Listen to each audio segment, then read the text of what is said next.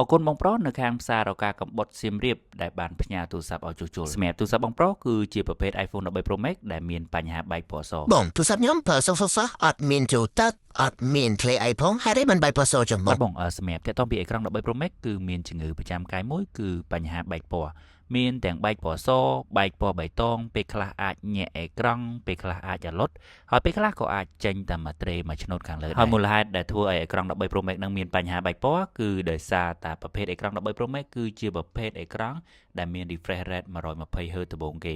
ដោយនេះហើយតកតងពីការរៀបចំរបស់ Apple គឺរៀបចំមកតាន់ត្រូវដែលធ្វើឲ្យអេក្រង់នេះមានបញ្ហាហើបនៅក្រោមបាត ECK ដែលជាប្រភេទ EC មួយដែលសម្រាប់គ្រប់គ្រងលើពន្លឺឬក៏ពណ៌នៅលើសាច់អេក្រង់នេះហើយធ្វើឲ្យទិន្នន័យដែលច្រឡងចេញពីម៉ាស៊ីនមកអេក្រង់អត់កើតធ្វើឲ្យអេក្រង់នេះមានបញ្ហាបែកពណ៌អូខេបងចុះសម្រាប់បញ្ហាបែបនេះគឺយើងអាចជួសជុលបានអត់បងបាទបងតកតងពីការបែកពណ៌នេះគឺយើងអាចជួសជុលបានសម្រាប់ការជួសជុលគឺយើងបែងចែកជា2ទី1គឺជាប្រភេទជួសជុលកម្រិតធ្ងន់និងទី2គឺជាការជួសជុលបែបកម្រិតស្រាលបងមាន2ទៀតចុះយើងធ្វើមិនបានដឹងថាវាកម្រិតធ្ងន់ឬកម្រិតស្រាលដែរបងបាទហ្នឹងហើយបងសម្រាប់តកតងពីជំងឺនេះការពិតគឺជាបញ្ហាមួយដែលដាច់ក្រោមបាត EC ដូចតែគ្នាទេបងប៉ុន្តែដោយសារតែជើងខ្លះយើងអាចតខ្សែឬក៏យើងអាចខ្ចីភ្លើងពីជើងផ្សេងមកប្រើប្រាស់បានធម្មតាដូចនេះហើយយើងចាត់ទុកវាជាប្រភេទជំងឺសៀហើយតកតងពីការជួសជុលវិញគឺយើងអត់តម្រូវឲ្យផ្លាស់ប្ដូរ EC កែវទេគឺយើងគ្រាន់តែតខ្សែម៉ូតូស័យទៅគឺប្រើប្រាស់បានធម្មតាវិញហើយតកតងពីរយៈពេលជួសជុលវិញគឺលឿនមែនតើបងប្អូនចំណាយត្រឹមតែកន្លះម៉ោងអីគឺរួចជាការស្រេចចំណែកឯការជោគជ័យវិញគឺសឹងតែ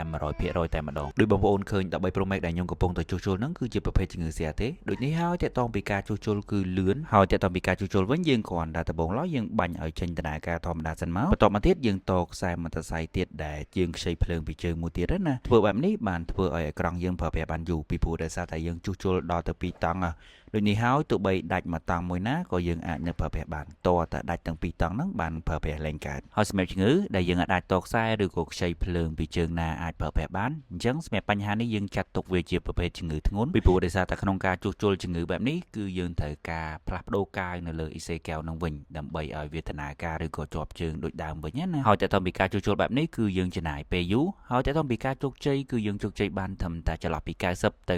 95%តែប៉ុណ្ណោះអញ្ចឹងទេបងចុះបងពេលដែលយើងជួសជុលហើយតើជំងឺនឹងអាចកើតឡើងទៀតអត់បងបាទបងសម្រាប់បញ្ហានេះនៅតែកើតឡើងទោះបីបងជួសជុលបានល្អយ៉ាងណាក៏ដោយឬវិធីណាក៏ដោយក៏វានៅកើតឡើងដែរទោះបីបងបានផ្លាស់ប្ដូរអេក្រង់ឲ្យតែបងផ្លាស់ប្ដូរប្រភេទអេក្រង់ស៊ីនគឺនៅតែកើតឡើងអាចនឹងបែកសបែកខៀវបែកបៃតងឬក៏មានបញ្ហាលុតជាដើមនេះគឺជាចម្លើយបន្ទាប់ពីយើងបានជួសជុលហើយសម្រាប់តាក់ទងពីអេក្រង់និងទូ iPhone 13 Pro Max នេះគឺស្មើគ្នាបានល្អមែនទែនពីព្រោះដោយសារតែ13 Pro Max នេះគឺយើងអាចថែសារតាក់ទងពី waterproof ស៊ីនបានដូចនេះហើយតាក់ទងពីការប្រើប្រាស់ឬក៏ការហាប់ណែហ្នឹងគឺអាចសឹងតែដូចស៊ីន90ទៅ95%ឯណោះអរគុណបងប្អូនសម្រាប់ការទស្សនាអញ្ចឹងបើសិនជាបងប្អូនកំពុងតែមានបញ្ហាតាក់ទងពីទូរស័ព្ទឬក៏កំពុងមានចង្អុលតាក់ទងពីទូរស័ព្ទកុំភ្លេចជាងទូរស័ព្ទយ៉ាងណា